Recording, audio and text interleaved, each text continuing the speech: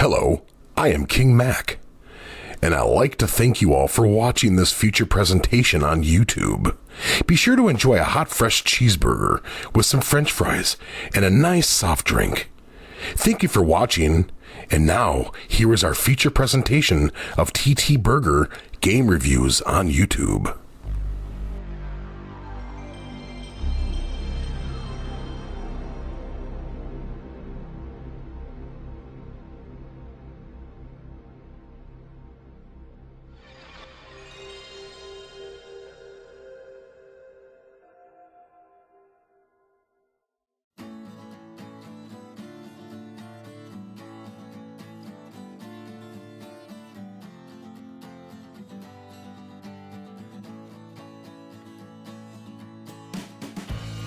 Yo, sup people? Welcome back. You are watching TTBurger game reviews here on YouTube, and I am your host Tony, bringing you more flying games here for Flying Game Month. And we are on a new episode here, episode 184, part 1 of 1.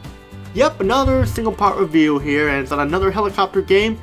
But before we get started here, I want to give a shout out to Free UNH SubZeroMNX for Team Mac. Keep up the good work, you guys are awesome. And this is a helicopter game.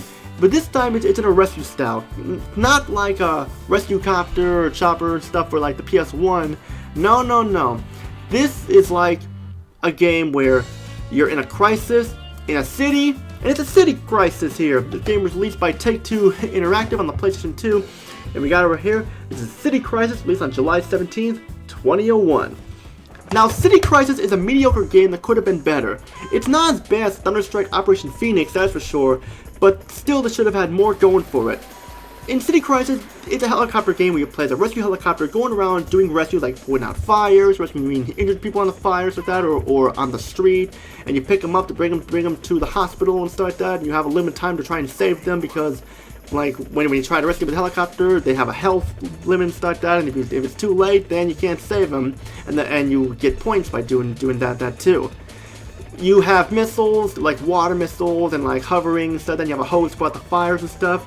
And it all sounds fun on paper, because you can also like stop the hijack passenger bus like with a searchlight on a helicopter and stuff. And that's fun too. And it seems like the game can be fun when you play this. But this is when the problems arise and everything goes downhill.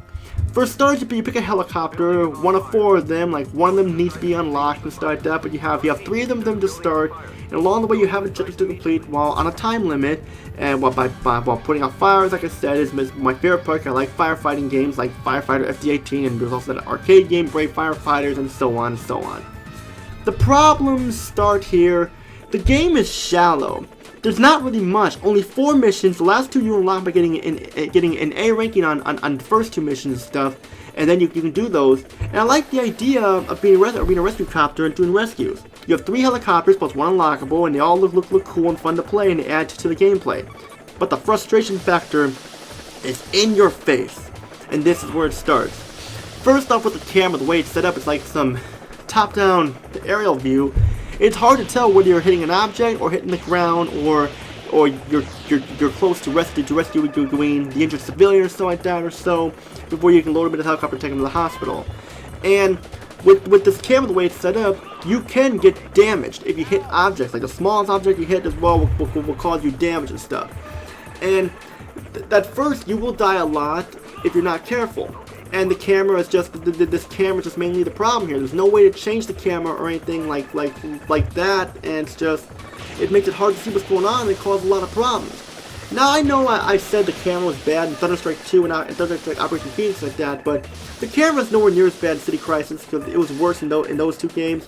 But here it's like, it just really affects the game, and it's just, especially with the trying to chase the hijacked bus level where it's dark, it's hard to see what's going on, so you'll hit things you won't see, and the buildings get in the way of the camera and stuff, and you will lose sight and stuff, and too many hits will cause your helicopter to get damaged and stuff. But yeah, that's just what's going on here. But I kind of talked about a lot of the bad. There are some goods here. Like I mentioned, the graphics are good, not the best, but good graphics for its time. I mean, they take advantage of PlayStation 2's hardware. I mean, it's not going to be the best looker and stuff like that, but it's not a bad looking game. I mean, I like how the graphics look. And the sound is not that bad either. Like, just I thought the music is okay and stuff, and some of the voice acting is just... It's good for play for 2001 standards, stuff like that. And of course, like the coolest part of putting out the fires with your helicopter there is also fun, and like just piloting the helicopter stuff, you can have fun to it. But the bads here and stuff, like I mentioned some of the bads, this game is short, and once you finish everything, it is done. And of course, like with the controls taking time to get used to, like the default control scheme is pressing up on the right analog stick will bring it down, and pressing down will make it go up, like invert, like flight controls. But thankfully, you can fix it there, and it's just kind of a pain in the neck there when that happens and stuff. But like, thankfully, like I said, you can change the controls, making them better for you and stuff like that. Because if they didn't have a control scheme here, it would not have been that good. And I'm actually surprised. I thought this game was a port of an arcade game and stuff, because like it has an arcade feel to it and stuff, like one of those helicopter games where it's like got a helicopter feel to it, an arcade feel to it and stuff. But it's not the case here. But nor does it need to be and stuff, because like it doesn't need to be an arcade game to be good and stuff. It's just like, yeah, I mean, it's just I know just like a lot of the problems you do affect the game here, and it's like a mediocre average game, but I can still go to the point and say that I can consider it a game, but could be better overall. It's a game that you can actually replay without having problems like Thunderstrike, Operation Phoenix, like that. Just not as good. There are better games out there for sure. So I'm just saying there. So final thoughts here. If you want a game where you play as a rescue helicopter and stuff like that, there's still some fun to be had here, but just be warned.